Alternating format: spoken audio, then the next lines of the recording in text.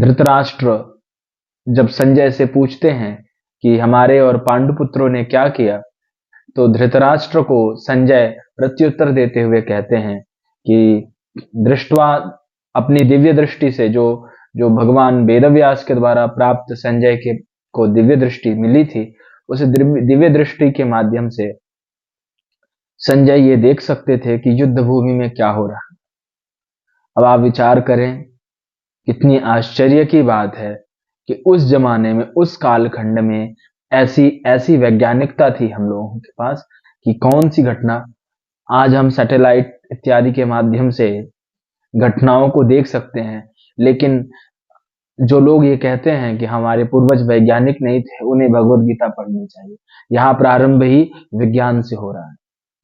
एक ऐसा व्यक्ति है जो बहुत दूर बैठा है, लेकिन युद्ध भूमि में क्या हो रहा है ये सब धृतराष्ट्र को बता रहा है, और वो संजय है।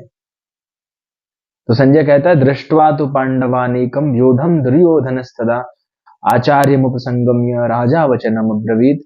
जो दुर्योधन है वो अपने गुरु द्रोणाचार्य के पास जाकर के और सभी सेनाओं का एक इंट्रोडक्शन, परिचय करवाता है। वो पांडवों की सेना में धृष्टद्युम्नो विराटश्च, जो धृष्टद्युम्न है, जो द्रुपद पुत्र धृष्टद्युम्न है, धृष्टद्युम्न पांडवों के सेनापति हैं, और इधर भीष्म सेनापति हैं कौरवों के। तो इन सब का परिचय एक तरीके से संजय धृतराष्ट्र को बताते हैं, और यहाँ दुर्योधन युद्ध भूमि में द्रोणाचार्य को इन सब का परिचय बताते हैं कि कौन कौन सी योद्धा हम लोगों के मध्य उपस्थित हैं और युद्ध होने वाला है। कहता है सर्व एव महारथ, ये सभी जितने योद्धा हैं ये सभी महारथ हैं, महारथी योद्धा हैं, रथी नहीं है, अतिरथी नहीं है, महारथी हैं, बहुत बलशाली, बहुत बड़े लड़ाके हैं, बहुत बड़े फाइटर हैं। ये जितने भी योद्धा महाभारत के युद्ध में भाग ले रहे हैं, तो उनका परिचय दुर्योधन इस प्रकार से अपने गुरु द्रोण को बता रहा है। अपने पक्ष की बात करता है, कहता है, भवान भीष्मश्च कर्णश्च कृपश्च समितिञ्जय अश्वत्थामा विकर्णश्च सौमदत्तिस्तथैव च अन्ये च बहवः शूरा मदर्थे त्यक्त जीविताः नाना शस्त्र प्रहरणाः सर्वे युद्ध विशारदाः। सभी ने युद्ध में विशारद हासिल कर रखी है। सभी श्लोकों का जो संक्षेप है वो मैं आपको कह रहा हूं, और जहां विशेषता लगेगी वहां मैं विशेषता से बात करूंगा। जहां लगेगा कि इसका इंटरप्रिटेशन होना चाहिए, इसकी व्याख्या होनी चाहिए, वहां मैं उसकी व्याख्या करूंगा। तो ये कह रहा है कि सभी जितने भी योद्धा इस युद्ध भूमि में हैं वो सभी युद्ध विशारद हैं, सभी युद्ध करने में बड़े सक्षम हैं, बहुत एक्सपीरियंस योद्धा, बहुत एक्सपीरियंस्ड जितने योद्धा खड़े हैं उनको कई युद्धों का अनुभव है, इसलिए वो उसको लिए वो कह रहा है कि विशारदाहा, ये सभी जितने हैं ये अनुभवी योद्धा हैं। इन्होंने केवल युद्ध की शिक्षा नहीं ग्रहण करी है, इन्होंने युद्ध का अनुभव भी इन्हें प्राप्त है, इसलिए ये युद्ध विशारदाहा। महाभारत के युद्ध में जितने भी योद्धा भाग ले रहे हैं वो अनुभवी योद्धा हैं। तत्पश्चात आगे की घटना कहते हैं, तत्पश्चात दुर्योधन अपने सभी सेनाओं को आदेश देता है, कहता है पांडवों की जो सेना है वो भीम के द्वारा सुरक्षित है, और हम सबकी सेना भीष्म के द्वारा सुरक्षित है। भीष्म हम सबके सेनापति हैं, इस नाते सभी लोग अपने अपने मोर्चे पर डटे रहें, अपने अपने स्थान पर जहां जहां जिसको निर्देशित है सेनापति भीष्म के द्वारा, वो सभी उस स्थान पर खड़े रहें और वहां से भीष्म की रक्षा करें। ऐसा राजा आज्ञा के द्वारा दुर्योधन अपने अधिकारों का प्रयोग करता हुआ सभी से कहता है, जितने भी योद्धा उस युद्ध भूमि में भाग ले रहे हैं। तस्य संजय नयन हर्षम कुरु वृद्धा पितामह सिंहनादम विनद्योच्चैः शंखम दद्मौ प्रतापम। आगे की घटना बहुत अद्भुत है। जब सामने की सेनाओं को दुर्योधन देख रहा है, युद्ध की भूमि में सभी सेनाएं खड़ी हैं, तो पितामह भीष्म भी हर्ष भरते हुए, ताकि, और अद्भुत बात यह है कि पहले तो युद्ध के लिए बहुत समझाया कि युद्ध मत करो, लेकिन अब जब युद्ध भूमि में दुर्योधन आके खड़ा हो गया तो उसके मॉरल सपोर्ट के रूप में, ताकि उसका जो मॉरल है, उसका जो कॉन्फिडेंस है वो गिरे ना, इसलिए उसमें उसमें हर्ष भरने के लिए और युद्ध के प्रारंभ की घोषणा करने के लिए सबसे पहले पितामह भीष्म जो कौरवों के सेनापति हैं, उन्होंने शंखम दद्मौ, शंख बजाया। उन्होंने अपना शंख बजा करके युद्ध की घोषणा कर दी।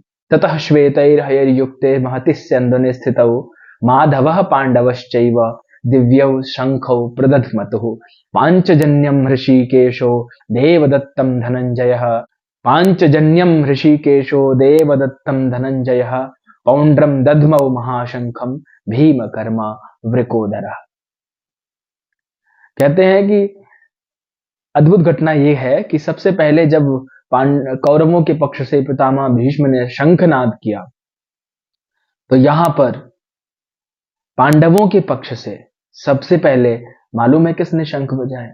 तथा श्वेतैर्हयैर्युक्ते, सुंदर सुंदर श्वेत अश्मों का जो सुसज्जित रथ है, स्यंदने स्थित श्वेतैर्हयैर्युक्ते, जो स्यंदन है, जो रथ है, रथ को संस्कृत में स्यंदन कहते हैं। तो स्यंदने स्थित, स्यंदन में स्थित और श्वेत अश्वों से, जो सफेद अश्व होते थे, बहुत उच्च कोटि के अश्व माने जाते हैं, वो बहुत शक्तिशाली और बहुत एनर्जेटिक अश्व हैं, बहुत बहुत शक्तिशाली घोड़े थे वो, जो उस रथ में बांधे गए हैं। और वो रथ किसका है? माधव, माधव भगवान कृष्ण का वो रथ है। यहां भगवान को माधव कह के संबोधित किया गया। माधव यानी यहां लक्ष्मीपति स्वयं भगवान के जब ऐश्वर्य की बात होती है तो वहां भगवान का नाम माधव हो जाता है। यहाँ श्री कृष्ण साधारण श्री कृष्ण नहीं खड़े हैं, यहाँ माधव खड़े हैं, अपने समस्त शक्ति और ऐश्वर्य के साथ परमात्मा खड़ा है, इसलिए यहाँ माधव कह के संबोधित किया जा रहा है।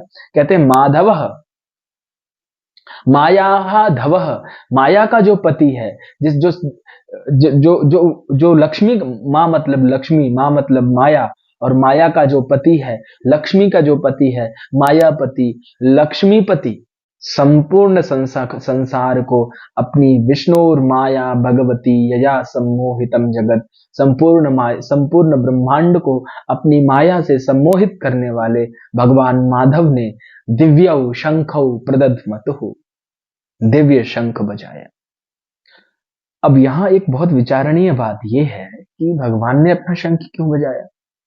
यह युद्ध भगवान का तो नहीं था। एक छोटी सी घटना आपको बताते हैं। घटना यह है कि जब महाभारत का युद्ध शुरू हो रहा था, तो महाभारत के युद्ध के शुरू होने में सब एक दूसरे से सहायता मांग रहे थे, और वही सहायता मांगने के लिए दुर्योधन और अर्जुन दोनों ही हस्तिनापुर से द्वारका गए। और उस समय द्वारकापुरी में भगवान अपने विश्राम कक्ष में विश्राम कर रहे थे। और जब उनको विश्राम करता हुआ दुर्योधन ने देखा, तो वो जाकर के चुपचाप अपने अहंकार में भर करके, अपने मद में भर करके, अपने घमंड में भर करके वो भगवान श्री कृष्ण के सिर की तरफ बैठ गया। कुछ देर के बाद अर्जुन का भी आगमन हुआ, और उन्होंने जब देखा माधव को सोते हुए, श्री कृष्ण को सोते हुए, तो चुपचाप बहुत बहुत साइलेंटली जाकर के भगवान श्री कृष्ण के चरणों की तरफ बैठ गए। कुछ देर के बाद भगवान की निद्रा भंग हुई, भगवान जगे, और जब उनकी निद्रा टूटी, और टूटते ही उन्होंने सबसे पहले उन्होंने अर्जुन को देखा, और उठ के बैठते ही तुरंत पूछते हैं, अर्जुन तुम कब आए? तब तक पीछे से दुर्योधन बोल बैठा, अरे अरे द्वारिकाधीश, मैं भी आया हूं, और इनसे पहले मैं आया था। अच्छा, लेकिन मेरी दृष्टि तो सबसे पहले अर्जुन पर पड़ी, और स्वाभाविक सी बात है, अगर कोई व्यक्ति सो रहा हो तो उसकी दृष्टि सबसे पहले पैरों की तरफ जाती है। दुर्योधन सिर की तरफ बैठा है और अर्जुन चरणों की तरफ बैठा है। शास्त्रकार कहते हैं, महाभारतकार कहते हैं कि युद्ध का निर्णय तो उसी समय हो गया, उसी समय जब अर्जुन ने चरणों की तरफ बैठना स्वीकार किया और दुर्योधन ने सिर की तरफ बैठना स्वीकार किया। अर्जुन ने युद्ध उसी समय जीत लिया जब वो भगवान के चरणों पर बैठ गए। युद्ध तो बाद में हुआ, वो एक फॉर्मेलिटी रह गई थी। हमारे संत कहते हैं युद्ध तो उसी समय जीत लिया गया जब अर्जुन भगवान के चरणों में बैठ गया। बस